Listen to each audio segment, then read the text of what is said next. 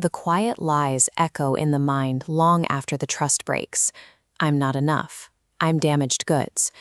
When reality shatters, the human brain scrambles for a reason. In the wake of trauma, it naturally points the finger inward. These intrusive thoughts are trauma responses, a desperate attempt by the mind to make sense of deep pain, rather than reflections of reality. The longest-lasting injury of betrayal occurs when a woman begins to accept a distorted identity built on her trauma. To understand how this happens, look at how we process our own actions. Healthy guilt focuses on behavior, acknowledging that a mistake was made. Shame targets identity. It insists that the individual is the mistake. That internal shift is the adversary's real objective. He leverages the pain of betrayal to overwrite how a daughter of God views her eternal nature. Unchecked shame succeeds in overwriting that divine identity. Untangling your self-worth from someone else's choices is a matter of spiritual survival. We start by planting a hard boundary. One person's choices never determine another person's inherent value.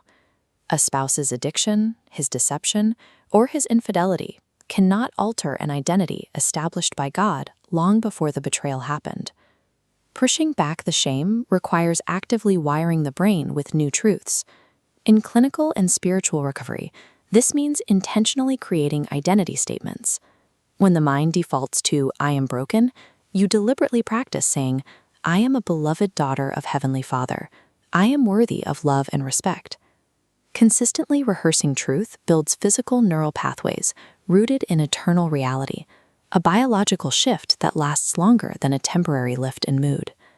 Imagine placing a delicate seedling out in the middle of a blizzard.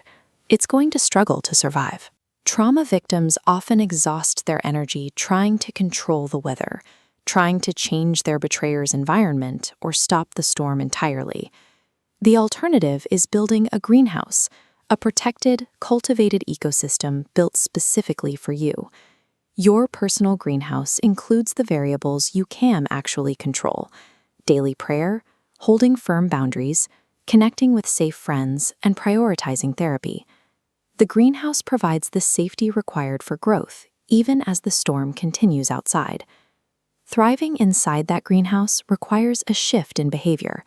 While trauma forces a reaction, healing trains you to respond with agency.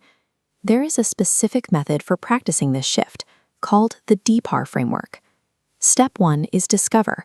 You pause and identify the specific shame statement or lie currently looping in your thoughts. Next is plan. You counter the lie by defining what is true based on your divine identity. Then you act. You choose a specific behavior from your greenhouse to enforce that truth, like writing in a journal or setting a clear boundary. Finally, reflect. You look back at that choice and acknowledge how it is rebuilding your self-trust. Agency is one of God's greatest gifts. Reclaiming that agency, one cycle at a time, is how healing happens.